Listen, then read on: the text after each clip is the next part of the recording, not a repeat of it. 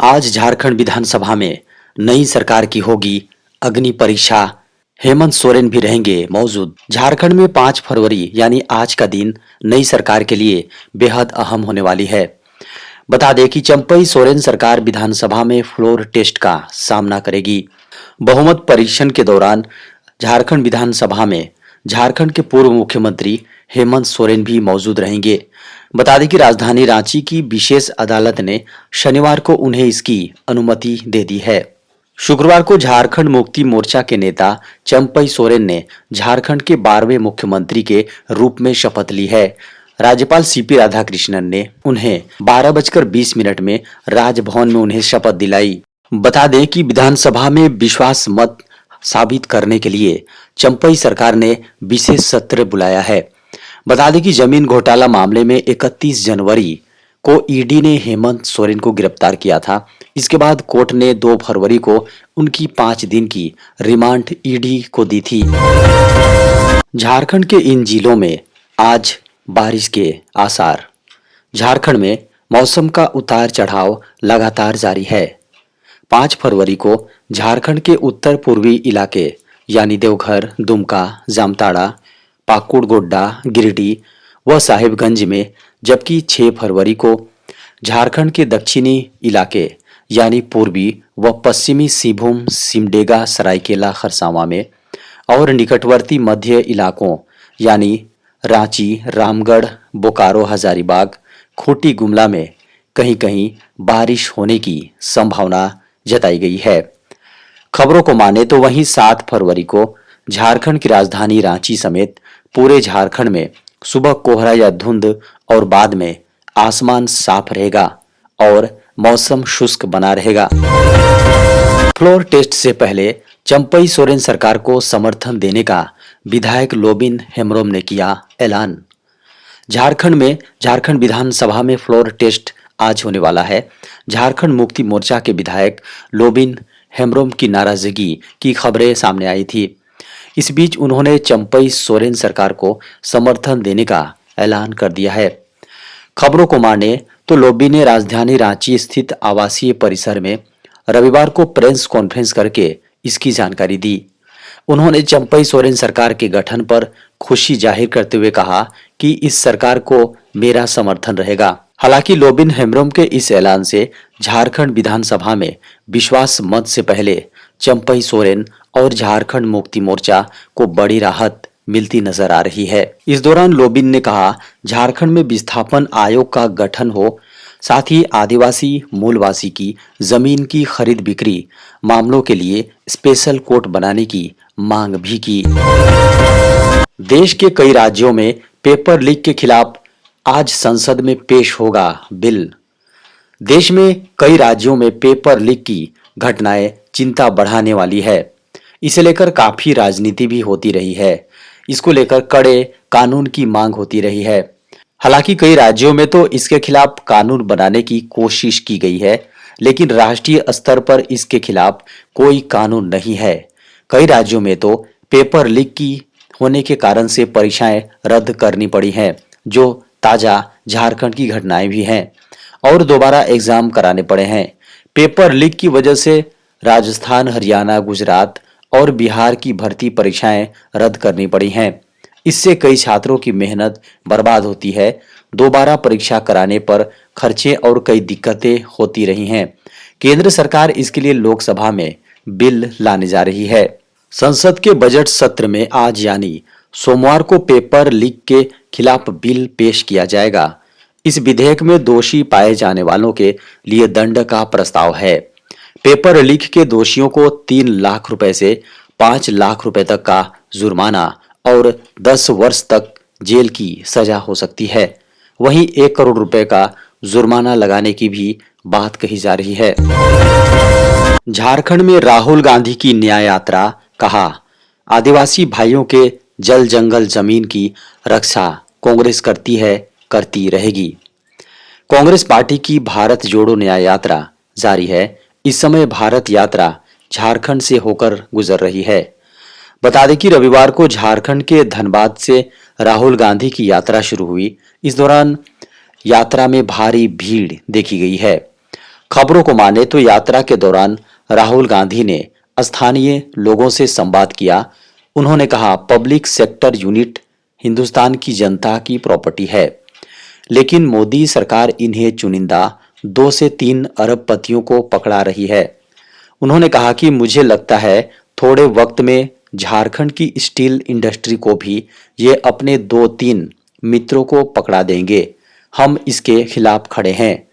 राहुल गांधी ने कहा कि आदिवासी भाइयों के जल जंगल जमीन की रक्षा कांग्रेस पार्टी करती है और करती रहेगी। हम आपके साथ खड़े हैं। आपकी शिक्षा, स्वास्थ्य और रोजगार के लिए हम 24 घंटे काम करेंगे और आपको न्याय दिलवा कर रहेंगे। रेलवे भर्ती बोर्ड ने जारी किया भर्तियों के लिए वार्षिक कैलेंडर। रेलवे भर्ती बोर्ड द्वारा भारतीय रेलवे में भर्तियों के लिए वार्षिक कैलेंडर जारी कर दिया गया है। रेल मंत्रालय द्वारा रेलवे रिक्रूटमेंट बोर्ड का वार्षिक कैलेंडर जारी किया गया है। मीडिया की खबरों को माने तो इसकी जानकारी रेल मंत्री अश्विनी वैष्णव ने दी है। रेलवे भर्ती बोर्ड द्वारा रेलवे में भर्तियों के लिए जारी कैलेंडर से उम्मीदवारों को बड़ी राहत मिलेगी। बता दें कि यदि कोई एक प्रयास में उत्तीर्ण नहीं हो सका तो अधिक अवसर की भी बात इसमें कही गई है। साथ ही हर साल पात्र बनने वालों को समान अवसर, चयनित लोगों के लिए बेहतर करियर प्रगति, तेज भर्ती प्रक्रिया, प्रशिक्षण और नियुक्तियां, रेलवे द्वारा रिक्तियों का अधिक सही आकलन, आरआरबी आरआरसी द्वारा पैनल में शामिल होने के बाद उम्मीदवारों को तत्काल नियुक्ति और प्रशिक्षण जैसी फायदा उम्मीदवारों को मिल सकता है। इस दिन होगी नीट यूजी 2024 की परीक्षा। नीट यूजी 2024 परीक्षा का आयोजन देश भर में एनटीए की ओर से 5 मई को आयोजित की जाएगी। बता दें कि राष्ट्रीय परीक्षा एजेंसी यानी एनटीए की ओर से राष्ट्रीय पात्रता सह प्रवेश परीक्षा स्नातक 2024 परीक्षा की डेट पहले की घोषित की जा चुकी है। परीक्षा के रजिस्ट्रेशन प्रक्रिया कब से शुरू होगा और पंजीकरण कैसे होगा? मीडिया रिपोर्ट्स के अनुसार इस सप्ताह से नीट यूजी 2024 के लिए रजिस्ट्रेशन शुरू हो सकता है। हालांकि अभी नेशनल टेस्टिंग एजेंसी की ओर से रजिस्ट्रेशन शुरू होने की कोई डेट नहीं जारी की गई है। जल्द ही डिटेल नोटिफिकेशन जारी किया जाएगा और आवेदन की प्रक्रिया शुरू होगी। इस एग्जाम के लिए एमबीबीएस, बीडीएस सहित अन्य मेडिकल पाठ्यक्रमों में नामांकन मिलता है। रजिस्ट्रेशन शेड्यूल के साथ परीक्षा पैटर्न और सिलेबस भी जारी किया जाएगा। भारतीय रेलवे में 10वीं 12वीं पास के लिए निकली 2800 से अधिक पदों पर भर्तियां। भारतीय रेलवे में सरकारी नौकरी की तैयारी करने वाले छात्रों के लिए बम्पर भर्ती की सूचना है, जिसके तहत कुल 2800 से अधिक पदों पर भर्ती के लिए आवेदन प्रक्रिया 29 जनवरी 2024 को शुरू कर दी गई है। इच्छुक और योग्य उम्मीदवार आखिरी तारीख 28 फरवरी 2024 तक ऑफिशियल वेबसाइट indiansrailway.gov.in पर जाकर आवेदन कर सकते हैं। बता दें कि आवेदन करने वाले सभी उम्मीदवार अनिवार्य योग्यता, आवेदन फीस, चयन प्रक्रिया, पदों का ब्यौरा, उम्र आदि की जानकारी विस्तृत रूप से प्राप्त कर लें। इस भर्ती के तहत फीटर पद के लिए उम्मीदवार किसी भी मान्यता प्राप्त बोर्ड से 10वीं परीक्षा कम से कम 50% मार्क्स के साथ पास होना चाहिए। चिकित्सा प्रयोगशाला तकनीशियन के लिए उम्मीदवार किसी मान्यता प्राप्त बोर्ड से भौतिक रसायन विज्ञान और जीव विज्ञान के साथ कम से कम 50% मार्क्स के साथ 12वीं पास होना चाहिए।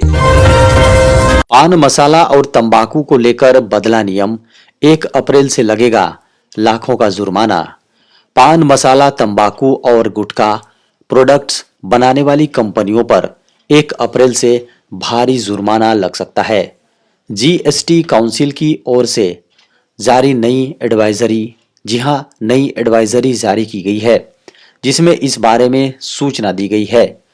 जीएसटी की ओर से जारी की गई एडवाइजरी के अनुसार तंबाकू प्रोडक्ट बनाने वाली कंपनियों को 1 अप्रैल से जीएसटी अधिकारियों के साथ अपनी पैकिंग मशीन का भी रजिस्ट्रेशन कराना होगा। अगर तंबाकू प्रोडक्ट बनाने वाली कंपनी जीएसटी अधिकारियों के साथ अपनी पैकिंग मशीनरी को रजिस्टर्ड करने में विफल रहती है तो उसको 1 लाख रुपए तक का जुर्माना देना होगा। सरकार के इस कदम का उद्देश्य तंबाकू मैन्युफैक्चरिंग सेक्टर में रेवेन्यू लीकेज को रोकना है। फाइनेंस बिल 2024 ने केंद्रीय जीएसटी अधिनियम में संशोधन पेश किया है, जिसमें कहा गया है कि वहां पर रजिस्टर्ड नहीं होने वाली प्रत्येक मशीन पर 1 लाख रुपए का जुर्माना लगाया जाएगा। केंद्रीय कर्मियों के डीए में होगी वृद्धि, 8वें वेतन आयोग के गठन पर सरकार ने दिया जवाब। केंद्र सरकार के कर्मियों और पेंशन को बहुत जल्द, जी हां, पेंशनधारियों को बहुत जल्द खुशखबरी मिल सकती है। कर्मियों के महंगाई भत्ते और रिटायर्ड लोगों के महंगाई राहत भत्ते में 4% की वृद्धि हो जाएगी। मौजूदा समय में डीए डीआर 46% की दर से मिल रहा है। अगले माह तक इस भत्ते में 4% की वृद्धि होगी। नियम है कि महंगाई भत्ते की दर 50% के पार होते ही सरकार को 8वें वेतन आयोग के गठन पर गंभीरता से विचार करना होगा। औद्योगिक श्रमिकों के लिए उपभोक्ता मूल्य सूचकांक 138.8 अंकों के स्तर पर संकलित हुआ है। भारत सरकार के श्रम एवं रोजगार मंत्रालय के श्रम ब्यूरो द्वारा 31 जनवरी 2024 को दिसंबर 2023 के लिए अखिल भारतीय सीपीआई आईडब्ल्यू की रिपोर्ट जारी की गई है। हालांकि कर्मचारी संगठनों को 8वें वेतन आयोग के गठन पर केंद्र सरकार की ओर से कोई उत्साहवर्धक जवाब नहीं मिला है। पिछले साल की दूसरी छमाही में केंद्र सरकार ने अपने कर्मियों के महंगाई भत्ते में 4% की वृद्धि की थी। उसके बाद महंगाई भत्ता यानी डीए की दर 42% से बढ़कर 46% हो गई थी। अब 1 जनवरी 2024 से सरकारी कर्मियों के महंगाई भत्ते में 4 से 5% वृद्धि होने की संभावना जताई जा रही है।